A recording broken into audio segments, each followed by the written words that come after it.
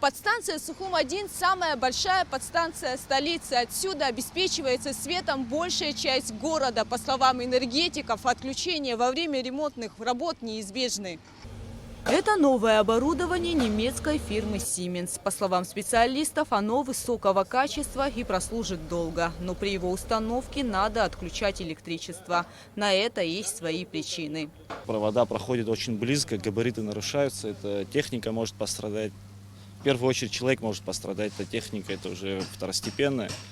И чтобы избежать всех этих несчастных случаев, приходится вынужденно отключать.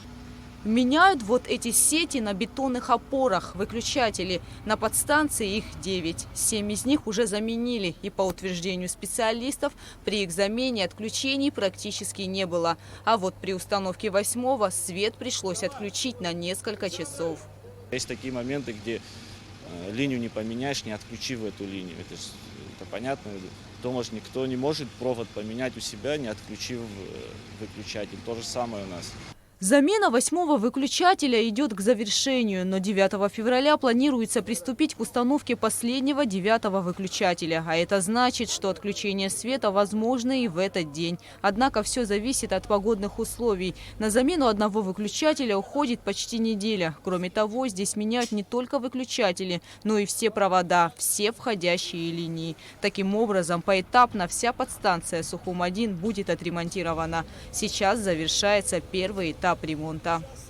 Следующий этап тоже придется потерпеть некоторые отключения, но это необходимо. Это все советских времен все это стоит. Это все надо менять, все надо делать. Мы хотим свет качественный, а для этого необходимо потерпеть. Это просто все наложилось одно на другое. И со стороны кажется, что электрики это самые нехорошие люди. Но на самом деле мы стараемся, мы все делаем все, что мы можем, все, что в наших силах.